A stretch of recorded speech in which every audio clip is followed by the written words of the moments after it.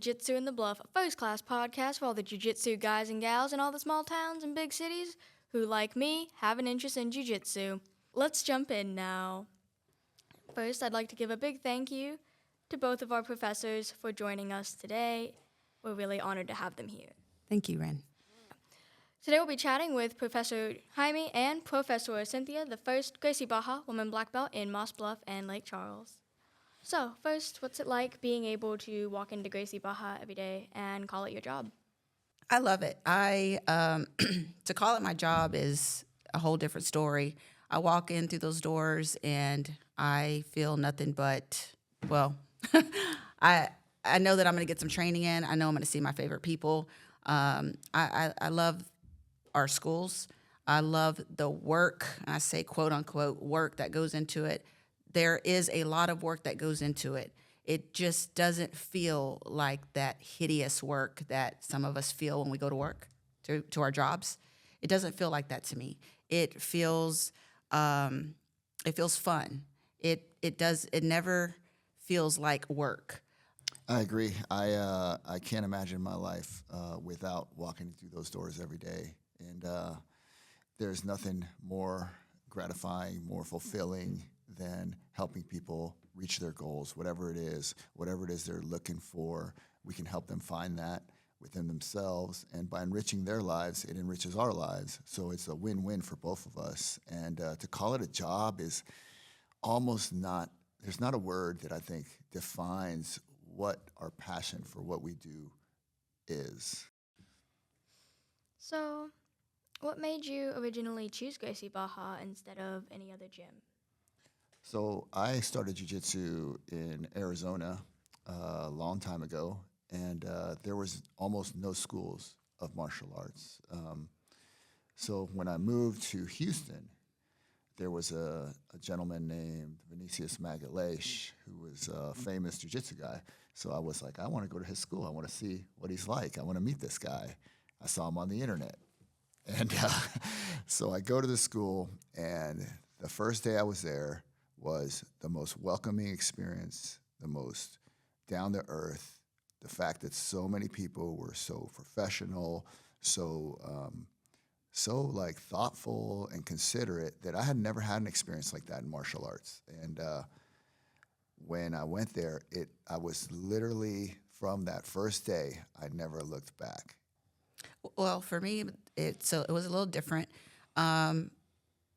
Previous to living here in Lake Charles, we lived in Texas, and my girls did start jiu-jitsu there. So during my husband was relocated here. So, finding another jiu-jitsu school, he and my daughter, Jenna, actually found Gracie Barra Lake Charles. And it was just driving. He had literally just walked out of another jiu-jitsu school talking to someone. Was on the way back to the apartment that he was renting at the time. And because, we're like in this process of moving here, so like transitioning. And so he had my daughter with him, and they just happened to be driving, and she's like, oh, look, it says jiu-jitsu. And he just made a little U-turn, comes back in and walks in and talks to Professor Jaime. And that was pretty much it, honestly.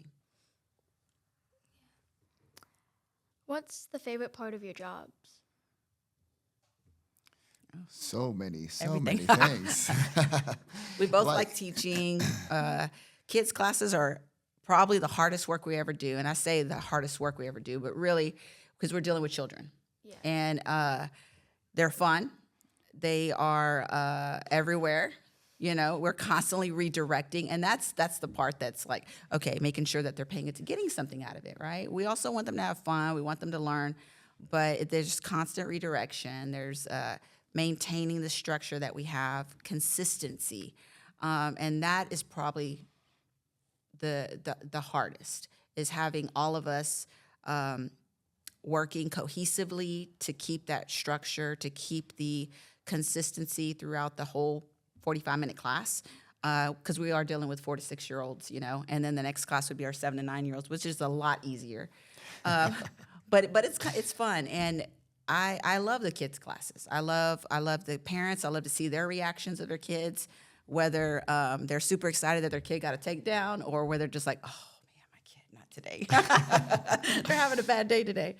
But I would say like the kids classes are great for me. I love the kids classes. I love teaching them. I love like watching them train. I just love being around them. They're great.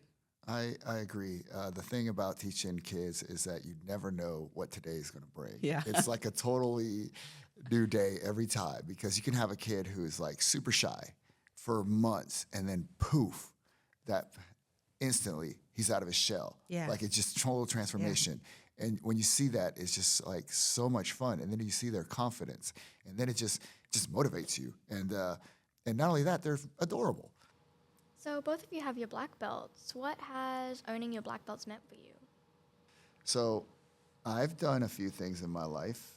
I have had some accomplishments in my life, but there's nothing that makes me prouder than the black belt that I wear around my waist. It was awarded to me by a person who I just look up to immensely, respect immensely, and has been a mentor and a friend for decades. And it's literally was the proudest moment of my life. I worked so hard. I sacrificed so much, because jiu-jitsu is fun and it's great, but it is extremely difficult, extremely hard. It takes a long time. And I can't explain how proud I was that day, that I literally, anytime that I think that, hey, I'm not having a bad day, or I think so, I look at the picture and remember, like, this, you accomplished this, and it was not easy. So you can get through a lot. And it truly is the most proudest thing I am in my life. Of all my degrees and all the stuff I've done, nothing compares to this. It's a big achievement. Yeah, for me, it was a huge achievement. It is truly, it is a huge achievement. I feel the same way, but it's one of those things where I didn't do this by myself. Like, yeah, I kept walking through the doors. I kept showing up. I kept teaching. I kept, doing all the things that I was doing, but I was motivated by the people that kind of kept me walking through those doors. Because there's a lot of times where I'm sore, I'm tired, I'm a lot of things, and mentally I'm exhausted, or I have this going on or that. You don't always feel like training. I always feel like walking through the doors, but I may not always feel like actually getting out there and training. I may need a little motivation too. I'm just like everybody else, right? But for the most part, like, I love walking through the doors, being there. But at the training aspect, sometimes I needed help. Like, hey, let's go. We got to train. You got to train. You need to do this. You need to do that. I still needed that. And then, of course, all the motivation with the parents, the students, the kids. That kind of kept me going through, kind of walking through those doors. My family, they constantly pushed me. I mean, if I was at home at Christmas time where there's no jiu-jitsu, we're talking an open mat here and there, I was becoming a different person. It was like, you need to go train. There is something really special that happens with training. It just, I'm telling you, it just keeps you level, and it keeps your mental status, it keeps you happy. All right. So nobody wants to get cranky not doing jiu-jitsu.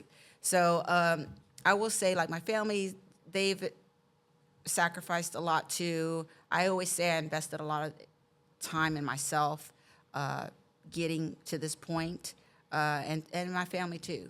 They've had to go without me at night because I'm training, I'm teaching. Our families have, they've sacrificed, or I like to say also invested in us to become what we've become. And so, yeah, I'm truly grateful for my black belt, but it's not just me. There's just a lot of people that went into this, a lot. Yeah, it's a group effort. It really is, yes. Can't do it by yourself. Well, that about wraps up this episode of Jitsu in the Bluff. One last big thank you to our professors, Professor Jaime and Professora Cynthia. Again, we're honored to have you here. And until next time, this is Ren, signing off.